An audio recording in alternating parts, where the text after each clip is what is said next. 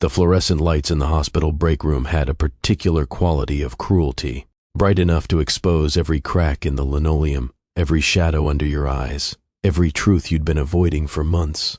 I'd learned to hate that brightness during the 31 hours I'd been awake, running between operating rooms and patient charts, surviving on vending machine coffee and the promise that someday, somehow, all this sacrifice would matter. But it wasn't the lights I was thinking about when my wife walked through that door at 2:47 in the morning. It was the vending machine. The same machine that had taken my last $6 3 hours earlier and given me nothing except a mechanical grinding sound that felt like commentary on my entire existence. I was standing there, staring at that machine, trying to decide if I had the energy to walk 3 floors down to the cafeteria or if I should just accept hunger as my baseline state. My scrubs were stained with coffee, and something I hoped was just saline. My hands had that particular tremor that comes from too much adrenaline and not enough sleep. I still had 4 more hours before I could even think about lying down. Then, the door opened. Margot walked in wearing heels I'd never seen before. Designer heels, the kind that clicked against tile with the confidence of someone who belonged in boardrooms, not hospital break rooms at 3 in the morning. She was carrying a leather portfolio I didn't recognize, expensive looking, with hardware that caught the light. And she had that look on her face, calm in a way I'd never seen, not peaceful, final. She wasn't alone. Behind her, leaning against the doorframe like he owned the building, because in every way that mattered to him he did, was Dr. Marcus Henley, chief of surgery, the man whose name appeared on research papers I'd spent months helping to write, the man who controlled my schedule, my recommendations, my entire career trajectory, the man who'd spent 3 years smiling at me in hallways with the particular warmth reserved for people you'll never actually see. 3 years of good work, Jackson delivered in a tone that meant you're replaceable. 3 years of watching him take credit for procedures I'd spent 18 hours perfecting while he was at consultant dinners. 3 years of telling myself this was normal, that you paid your dues, that excellence would eventually be recognized if you just kept your head down and worked harder. He was standing behind my wife. My brain tried to construct an explanation, tried to build some scenario where this made sense, found nothing structural enough to support the weight. "We need to do this now," Margot said. Her voice had that particular flatness people use when they've rehearsed something until all the feeling has been pressed out. "While you're lucid." She slid the portfolio across the break room table. I looked down at the document inside. Petition for dissolution of marriage. The words didn't process immediately. They sat there on the page, like a foreign language I was supposed to understand but didn't. I could diagnose a subdural hematoma from a CT scan in 30 seconds. I could walk someone through the steps of an emergency thoracotomy without breaking rhythm. But I couldn't make sense of the 12 words printed across the top of this document. Now let me ask you something before I continue.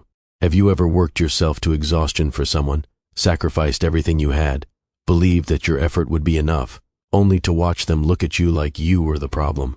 Have you ever felt invisible to the one person who was supposed to see you? Because if you have, you need to hear what happened next. And if this story is already hitting different, hit that like button right now, because this is about to show you what happens when the underestimated become unstoppable. Trust me, you don't want to go anywhere, because the twist in this one will leave you speechless. "Margot," I said. My voice came out quieter than I intended. "Hoarse. What is this?" She folded her arms across her chest. Defensive posture. Protective. I'd seen it 100 times in patients' family members right before they said something they knew would hurt. "Me being honest," she said. Finally, that word, finally, it landed like a scalpel between ribs. Precise and devastating. Marcus said nothing. He just stood there in his pressed shirt and Italian shoes, with that expression I'd seen in every surgery where he already knew the outcome before the first incision. "I can't keep doing this, Jackson," Margot continued. Her eyes wouldn't quite meet mine. "You're never home. When you are home, you're not really there. You smell like hospital. You talk about patient outcomes in your sleep. You work 80-hour weeks, and we still have student loans the size of a mortgage." She paused, exhaled like she was releasing something she'd been holding for months. "This isn't a life. This is just survival, and I'm tired of surviving." The way she said my name sounded like an ending. "I've been trying," I said. The words felt inadequate, even as I spoke them. "The fellowship board meets in 6 weeks. If I get the cardiothoracic position, everything changes. The salary alone would let us finally breathe. Let us start planning for the future we talked about. I know, she interrupted. That's exactly the problem. This is you trying. This is your absolute best. And it's still not enough. Every late dinner she'd canceled. Every weekend she'd been out with Sarah. Or so she said. Every time I'd come home to an empty apartment and told myself she was just working late at the art gallery. Every distance I'd noticed and explained away because I was too exhausted to face what it actually meant. It all assembled itself into one brutal, complete picture. You're leaving me for him. She didn't flinch, didn't deny it. I'm leaving because I deserve more than this, she said, gesturing vaguely at me, at my stained scrubs, at my exhaustion, at the life I'd built from midnight shifts and borrowed time. I deserve someone who can actually be present, someone who's already established, someone who doesn't treat every dinner like an interruption from real life. I should have said something, should have fought back, should have pointed out the irony of her leaving me for my boss while lecturing me about ethics and presence. Instead, I watched her slide her wedding ring off her finger, the simple gold band I'd bought with my signing bonus from residency. She placed it on the table between us, like evidence she was done presenting, and in that moment, something shifted inside me. Not heartbreak. That would come later, in waves, when I least expected it. This was colder, clearer, like something coming into focus that had been blurry for years. I wasn't losing a wife. I was finally seeing who she'd always been. I hope you find what you're looking for, I said quietly. Marcus smiled, small, victorious, like he'd just won something valuable. I didn't give him the satisfaction of eye contact. The week that followed had a particular quality of numbness. I went through motions, showed up to rounds, answered pages, sutured lacerations with the same precision I'd always used, performed procedures on bodies while my own felt like it was operating on emergency power. I slept on the couch in the residence lounge because going home meant walking into an apartment that had already been half emptied. Her closet was bare except for 2 wire hangers and a scarf she'd forgotten. The bathroom counter was stripped of everything except a cracked compact mirror and a hair tie that still smelled faintly of her shampoo. By the 8th day, the silence started to feel like company, like maybe it was telling me something I'd needed to hear for years. That's when I opened the envelope. It had been sitting in my locker for almost 3 weeks, buried under a stack of medical journals and unopened bills. Heavy paper, expensive, a kind of stationery that cost more than my weekly grocery budget. My full legal name was printed across the front in embossed lettering that looked like it belonged on something important. Dr. Jackson River Marlowe, a name I only ever saw on diplomas and loan documents, not the name of a man eating vending machine sandwiches at 3 in the morning, not the name of someone whose wife just left him because he wasn't enough. The return address was downtown, high-rise district, the kind of building where decisions got made about people who would never see the room they were decided in. I'd almost thrown it away, twice. The only reason I finally opened it was because exhaustion had stripped away my capacity for caution. Bad news was the only kind of surprise my life had trained me to expect. Might as well get it over with. But I went. The law office had floor-to-ceiling windows and furniture that looked like it had been selected by someone who understood the difference between expensive and valuable, real art on the walls, not prints. The kind of space that whispered old money and serious consequences. A woman in a charcoal suit stood when I entered. Actually stood, like my presence merited the gesture. She was maybe 50, silver threading through dark hair, with the kind of composure that comes from years of handling situations that would break most people. Dr. Marlowe, she said, extending her hand. Thank you for coming. I'm Victoria Chen, senior partner at Chen and Associates. I sat carefully, still in my resident scrubs under a jacket I'd grabbed from my car, still carrying the faint smell of betadine and institutional coffee. I'll be direct, she said, sliding a folder across the glass desk. Your grandmother passed away 6 weeks ago. I blinked. My grandmother? I had vague memories, childhood fragments. A stern woman in tailored clothes who'd sent birthday cards with $50 bills tucked inside until I turned 18. A phone call when I got into medical school. Brief, formal congratulations and nothing more. We'd never been close. After my father died and the medical bills consumed everything we had, I assumed she'd forgotten me entirely. Vivian Marlowe, Victoria said, as if reading my thoughts. She never forgot you. She followed your career very closely. Every publication, every presentation. She attended your medical school graduation from the back row. That information hit me sideways. Why didn't she ever reach out? Why stay away? She had her reasons, Victoria said gently. Reasons she explained in detail in her letter to you, which I'm authorized to give you after we discuss the practical matters of the estate. She opened the folder. Inside were documents, pages of them, trust agreements, asset schedules, investment portfolios, property deeds, numbers so large they stopped registering as currency and started looking like abstract mathematics, like something that happened to other people in other lives. Your grandmother spent 40 years building a private equity empire, Victoria said. Her voice was steady, practiced. Medical technology companies, pharmaceutical investment firms, healthcare properties and research facilities. At the time of her death, the estate was valued at approximately $640 million. I laughed, actually laughed, not because anything was funny, but because the alternative was believing something impossible. There's been a mistake. There hasn't, Victoria said quietly. You are her sole heir, Dr. Marlowe. Everything passes to you, including her most significant holding. She tapped a document near the bottom of the stack, a controlling ownership stake in Henley Medical Group. The name registered slowly, like hearing something underwater.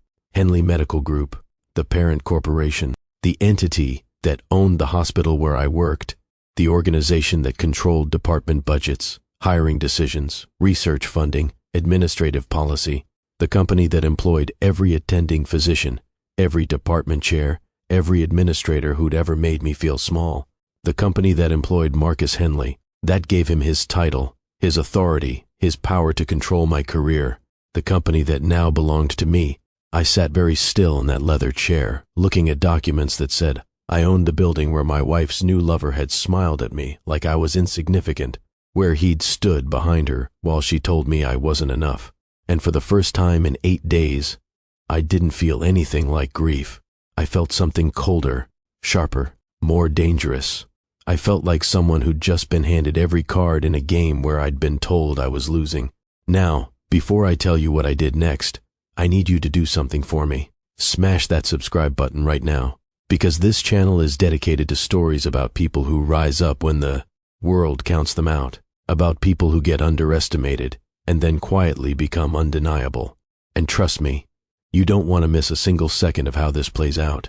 The question Victoria didn't ask, but I could see in her expression, was what I was going to do with this information. She'd probably handled dozens of estates like this, probably seen every reaction, probably expected me to storm into that hospital and make a scene, to fire Marcus immediately, to take my revenge hot and loud and satisfying.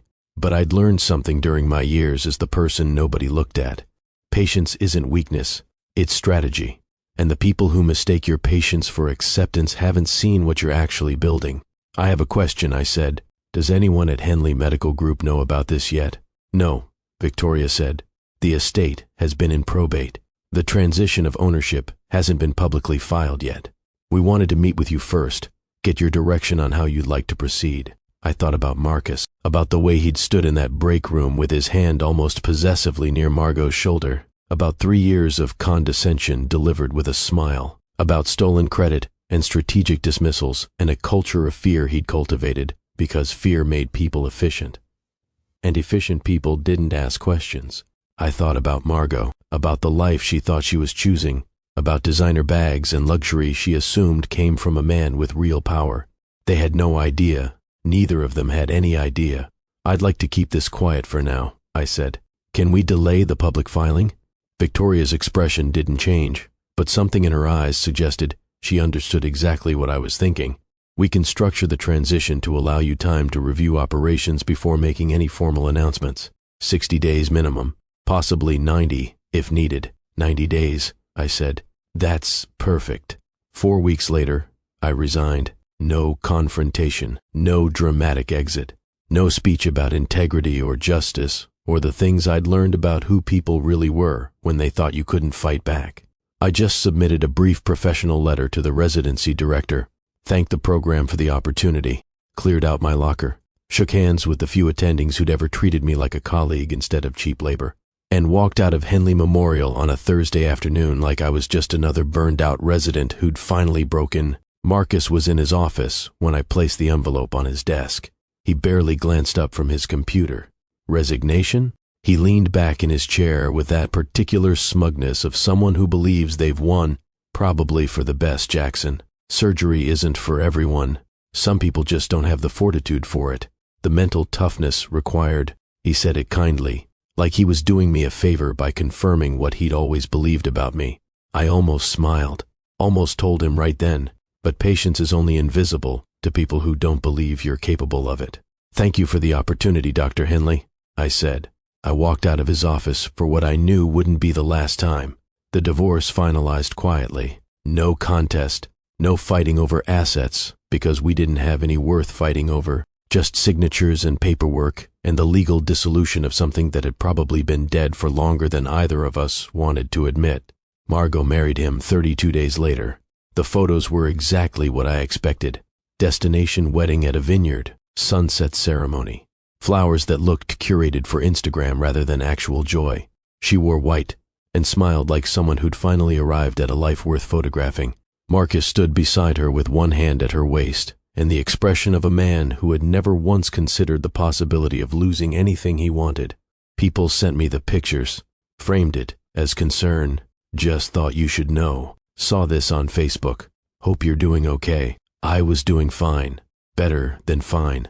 Because while they were taking those photos, while Margot was posting captions about finally living the life I was meant for, I was sitting in Victoria's office reading forensic audit reports that would dismantle everything she thought she'd secured.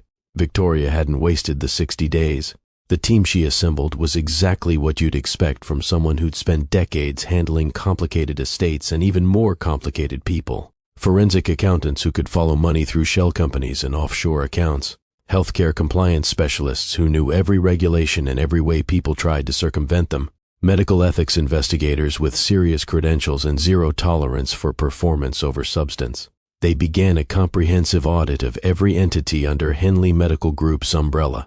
Every hospital, every research facility, every subsidiary and department. I told them where to start.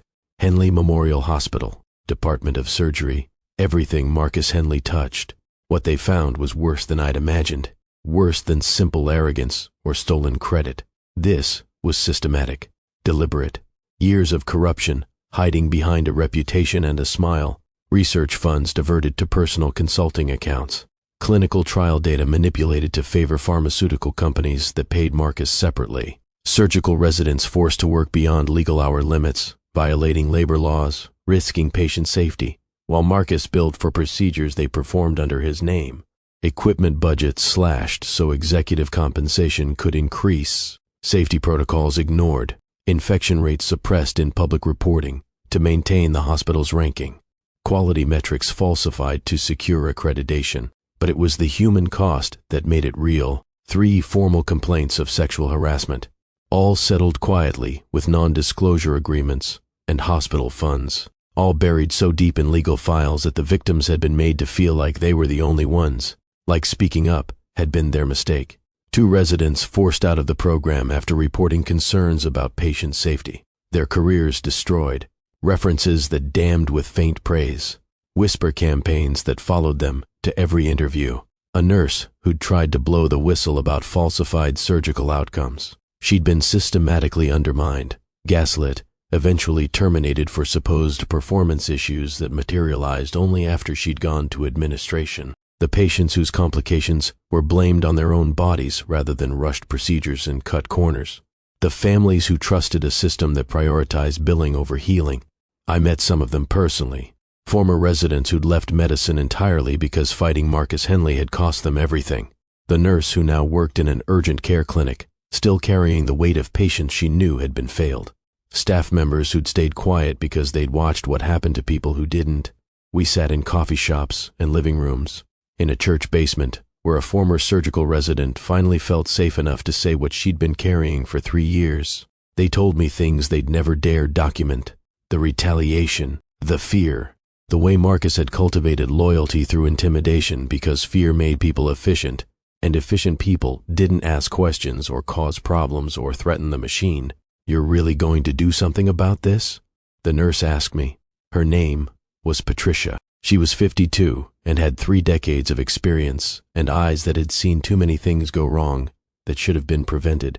"I'm going to do everything about it," I said. By the time Margot posted sunset photos from her honeymoon in Santorini, caption reading, "Finally found my person," I was reading sworn depositions that would dismantle everything she thought she'd married into. And the strange thing was, the more evidence I gathered, the less personal it felt. This had stopped being about a marriage that ended in a break room. This was about what people like Marcus Henley did when nobody with real power ever looked in their direction, when they were allowed to build little kingdoms on other people's suffering. Now someone was looking, someone with the authority to do more than file complaints that got buried. The morning I went back, it was raining. Not gentle rain, the kind that turns glass towers into monuments to cold ambition, the kind that makes you pull your collar up and move fast between car and door. I stood across the street from Henley Medical Group headquarters in a charcoal suit that still felt unfamiliar across my shoulders, custom tailored, expensive in a way that didn't announce itself. I watched people rush through the revolving doors with briefcases and umbrellas, and the casual confidence of people who'd never once questioned whether they belonged in buildings like this. 60 days earlier, I'd walked through the staff entrance in scrubs that smelled like institutional laundry detergent, through the loading area where they kept the things that weren't meant to be seen. That morning, I went through the front. The board meeting was listed simply as Ownership Transition and Strategic Governance Review. Victoria had worded it carefully. Nothing in the language raised alarms, just routine corporate procedure, the kind of meeting that happened quarterly, boring, expected. Marcus had no reason to prepare for anything other than another opportunity to present favorable metrics and accept congratulations for performance he hadn't actually generated. When I stepped into the boardroom, every seat was filled. 14 board members around a mahogany table that probably cost more than I'd made in my entire residency. Department chairs along the walls, legal counsel near the windows, assistant administrators taking notes, water glasses nobody had touched. And there he was, Marcus Henley, relaxed in his chair, scrolling his phone, expensive watch catching the light, tie perfectly knotted, that same expression of casual authority I'd seen 1,000 times. He glanced up when I entered, the automatic, dismissive glance he gave everyone who walked through a door he controlled, the glance that said, "I see you, but you don't matter." Then his entire face changed. Confusion first, like his brain was trying to process information that didn't fit. Then recognition. Then something that looked very much like fear beginning to understand itself. Victoria closed the door behind me, with a sound that felt final. "Ladies and gentlemen," she said, addressing the room with the calm authority of someone who'd done this before, "thank you for attending. I'd like to formally introduce Dr. Jackson Marlowe, sole heir to the estate of Vivian Marlowe and majority controlling shareholder of Henley Medical Group." She paused. "Let that information settle. Effective immediately, your new chairman of the board." The silence that followed wasn't polite. It was the sound of power realizing it had changed hands, of people recalculating every assumption they'd walked in with. Marcus pushed back from the table. His chair scraped against the floor. "That's not possible," he said. His voice had an edge I'd never heard before. "He worked for me. He was a resident." "This doesn't make any sense." "I did work for you," I said, walking slowly to the head of the table, past board members who were staring, past department chairs whose expressions ranged from confusion to dawning understanding. "Please sit down, Dr. Henley." He didn't want to. You could see it in the way his jaw tightened, in the way his hands curled slightly at his sides. But he sat, because he'd built a career on understanding power dynamics, and something in the room had just shifted in a way he couldn't control. I opened the presentation file Victoria had prepared, looked around the room at faces I'd never seen before, people who controlled budgets and policies and lives. "Over the past 60 days, I said, my voice steady, I authorized a comprehensive internal audit of every division under Henley Medical Group Holdings. What we found raises serious legal, financial, and ethical concerns." I clicked the remote. The first slide appeared on the screen behind me. And Henley Memorial Hospital, specifically the Department of Surgery, represents by a significant margin the most systemically compromised entity in this entire portfolio. The next slide: evidence, numbers, dates, research fund misappropriation, clinical trial irregularities, residency hour violations, patient safety protocol breaches, suppressed infection data, settlement agreements with confidentiality clauses, retaliation documentation. By the third slide, nobody in the room was pretending this was routine. By the seventh, Marcus had gone the color of hospital walls, that particular shade of pale that comes when you realize the floor is disappearing beneath you. "These allegations are completely misrepresented," he said. His voice was sharp, with an authority that was already evaporating. "You don't understand the complexity of running a surgical department at this level. The pressures, the difficult decisions, the context that explains all of this. I understand enough," I said quietly, "to know that you approved a $40,000 personal bonus increase 11 days after denying a request for replacement safety harnesses for the surgical equipment. I understand that you billed for a 6-hour cardiac procedure that your second-year resident actually performed while you were at a pharmaceutical consultant dinner. I understand that you settled a sexual harassment complaint with hospital funds and then had the complainant's contract terminated for performance issues that materialized only after she reported you." The room went completely still, the kind of still that happens when people realize they're watching something that can't be walked back. I continued, methodically, evidence by evidence, witness by witness, sworn testimony from former residents, medical records that showed discrepancies between what was billed and who actually performed procedures, bank statements that tracked consulting fees from companies whose drugs appeared with suspicious frequency in clinical trial recommendations, HR documents that revealed a pattern of retaliation so consistent it could only be policy, building a case that couldn't be denied or deflected or buried under bureaucratic language. When I finished, I closed the folder and looked directly at Marcus. "Dr. Henley, your employment with Henley Medical Group is terminated effective immediately. For cause, you are barred from all company properties, stripped of medical staff privileges at all affiliated facilities, denied severance, and referred to the State Medical Board for license review. Additionally, you are being reported to federal authorities for potential criminal violations related to healthcare fraud and research misconduct." He stood so fast his chair hit the wall behind him. The sound echoed in the silent room.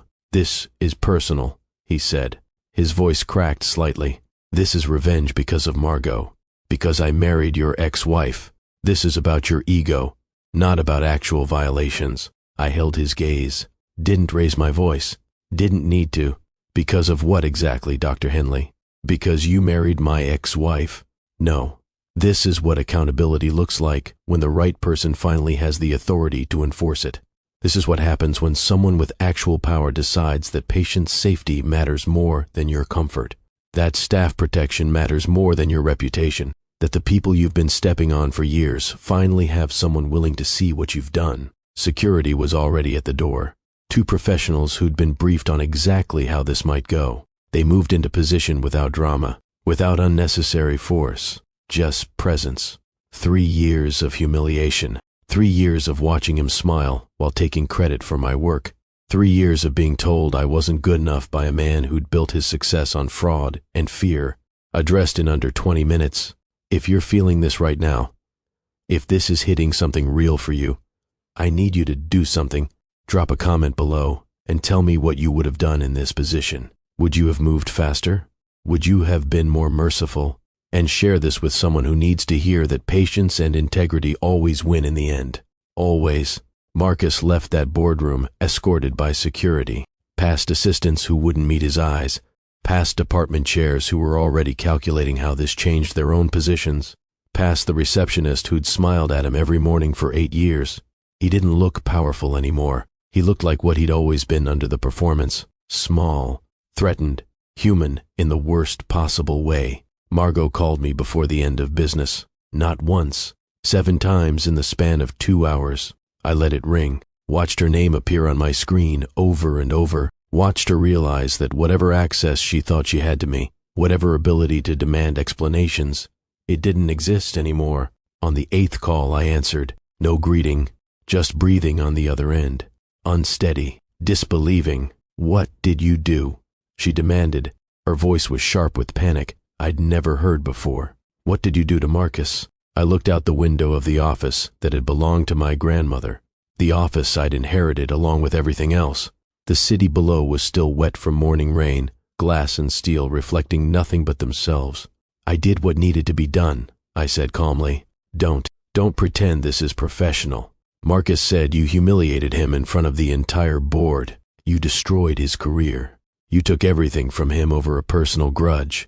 Her voice had that particular quality of someone who's built their entire identity on sand and just felt it shift.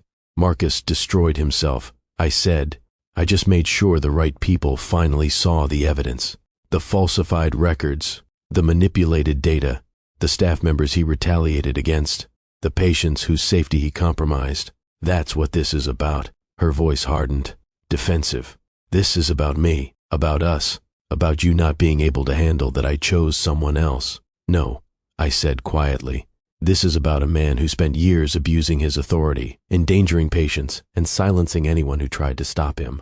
You leaving me just happened to clarify what kind of man you chose to build a life with, what you valued enough to trade our marriage for. A long silence. I could hear her breathing, could almost see her in whatever expensive space Marcus had provided, surrounded by the life she thought she'd secured. You could have warned us, she said, softer now, almost careful. I let that statement sit in the space between us. She still said us. Even now, even standing in the wreckage of everything. She still spoke like they were a unit I owed consideration to. I owed those patients protection, I said. I owed those staff members justice. I owed the system integrity. I didn't owe either of you mercy. She didn't respond. The line went quiet, then dead. I set the phone down and looked at the files Victoria had left for me. Plans for restructuring, recommendations for new leadership, proposals for ethics oversight and protected reporting channels. The actual work of building something better from the wreckage of what Marcus had created.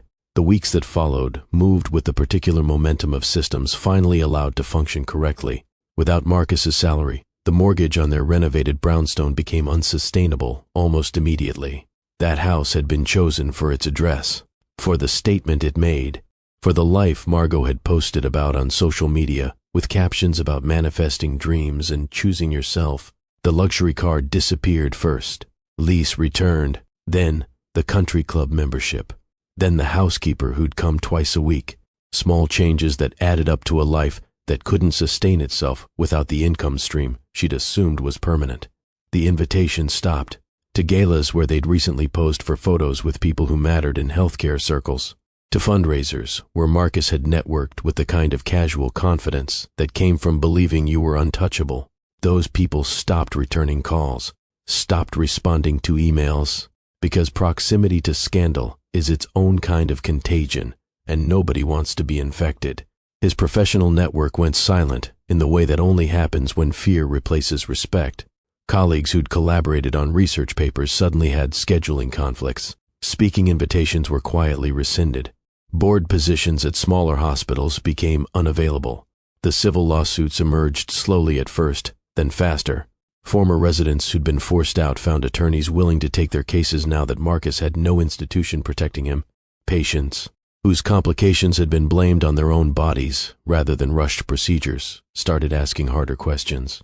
The man who'd walked surgical floors like he was conferring a blessing started appearing in medical journals with different words attached to his name. Misconduct, investigation, fraud, suspended privileges. Margot called again 6 weeks later. This time she was crying, not the dramatic kind, the exhausted, worn-down kind of crying that happens when reality stops offering exits and you have to face what you've actually chosen. I made a mistake, she whispered. Jackson, I made a terrible mistake. I let the silence hold space for that truth, sat with it, let her feel the weight of what she was admitting. You didn't make a mistake, I said finally. You made a choice, Margot, a deliberate choice based on what you valued. You chose security over partnership, status over substance. You chose what looked successful over what actually mattered. She didn't respond. I could hear her breathing change, uneven, struggling. I hope you find what you're looking for, I said. The same words I'd said that night in the break room. But you won't find it by choosing people who only look powerful. Real power doesn't need performance. It doesn't need designer labels and expensive addresses and social media validation. It just is.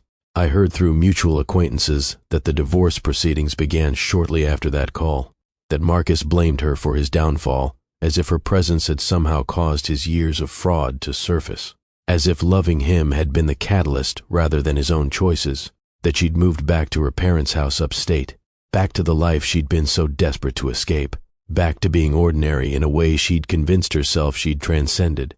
I didn't feel victorious, didn't feel the satisfaction I might have expected. I felt something quieter, something like resolution. I spent the next year restructuring Henley Medical Group from the ground up. It wasn't dramatic, wasn't the kind of thing that made headlines, just systematic, careful work. I hired new leadership, people committed to actual patient care rather than metrics that looked good in board presentations, people who understood that healthcare was about healing, not profit margins, established independent ethics oversight, real oversight, not the kind that reports to the people it's supposed to monitor, created protected reporting channels for staff, made it possible to speak up without fear of retaliation, invested in equipment and training instead of executive retreats and consultant dinners, brought in safety protocols that actually protected patients rather than just protecting the institution from liability. I returned to clinical practice part-time, not as a resident, as an attending in a different hospital under a different approach, because the truth I'd learned wasn't that medicine was broken. It was that the people controlling it had forgotten what it was for. I worked with my hands again, sutured wounds, managed post-operative care, talked to patients about their fears and their hopes and the things that mattered more than survival rates. And I understood something I hadn't before. Power wasn't about the title or the office or the control over other people's careers. Power was about what you chose to protect when you finally had the ability to choose. 6 months into the restructuring, Victoria forwarded me a letter, handwritten, on paper that felt substantial in a way digital communication never could. It was from my grandmother, written weeks before she died. "Jackson," it began. "If you're reading this, then you've learned what I left you. Not just money, responsibility. I watched you choose medicine knowing it would be hard. I watched you work when others rested. I watched you care when caring wasn't rewarded. I saw you at your father's bedside during his final months, saw you take on debt to give him dignity at the end, saw you choose compassion over resentment even when it cost you everything. I stayed distant because I wanted to see who you'd become without my influence, without my money shaping your choices. I needed to know you'd choose integrity even when it cost you everything. You did. Every time, you chose the harder right over the easier wrong. Now you have resources. Use them wisely, not for revenge, for repair. The world is full of people like the ones who hurt you, people who mistake cruelty for strength. Your job isn't to destroy them. It's to build systems they can't corrupt, to protect the people who come after you from being hurt the same way. Make me proud, though I suspect you already have. With love, Vivian. I read it twice, then folded it carefully and placed it in the desk drawer where I kept things that mattered. Diplomas, my father's watch, a photo from medical school graduation where I looked young and hopeful and completely unprepared for what was coming. That night, I stood in the office that had become mine, looking out at a city full of people fighting battles nobody saw, working jobs that didn't appreciate them, loving people who couldn't see their value, believing that if they just tried harder, sacrificed more, eventually it would be enough. I thought about Margot, about the life she'd thought she was choosing, about how she'd looked at me in that break room and seen someone who wasn't enough, someone who was just surviving instead of living. She'd been partially right. I had been surviving, grinding through days on borrowed energy and deferred dreams, waiting for some future moment when all the sacrifice would pay off. But she'd been wrong about what that meant, because I hadn't been surviving in place. I'd been surviving toward something, building something, becoming someone who understood that real worth doesn't require validation from people who can't see it. I'd always been enough. I just needed to become someone who believed it. And now I was building a world where people like me, people who worked in the margins and survived on hope and stubbornness, didn't have to wait for permission to matter, didn't have to prove themselves to people who'd already decided they were invisible. Because that's what real power is. Not the ability to destroy the people who hurt you, but the capacity to protect the people who come after you from ever being hurt the same way. Margot had chosen the boss, the man with the title and the appearance of power, the performance of success. I'd become the one who held him accountable, who understood that authority without integrity is just tyranny with better lighting. And in the end, only one of us understood what power actually meant. If you're watching this and you feel invisible, if you're grinding while others take credit, if someone made you feel like you're not enough, I need you to hear this. Their inability to see your value says absolutely nothing about your worth. Nothing. You are not too small. You are not insignificant. You are not less than because someone with a title or a platform or a social media following couldn't recognize what you brought to the table. Real power doesn't perform. It protects. It builds. It creates systems that lift people up instead of grinding them down. Your time is coming. Maybe not today. Maybe not in the timeline you expected, but it's coming. And when it does, remember this story. Remember that patience paired with integrity is more powerful than immediate revenge. That the person they see as not enough might be the one who changes everything. Now, I need you to do 3 things for me. First, hit that like button. It tells me you want more stories about people who rise up when the world counts them out. Second, subscribe and turn on notifications because this channel is dedicated to reminding you that your story isn't over and the people who underestimated you haven't seen your final chapter. Third, comment below and tell me, have you ever been underestimated? What did you do about it? Your story might inspire someone else who needs to hear it today. Remember, the person they dismissed might be the one holding all the cards. You are exactly enough, and your time is coming.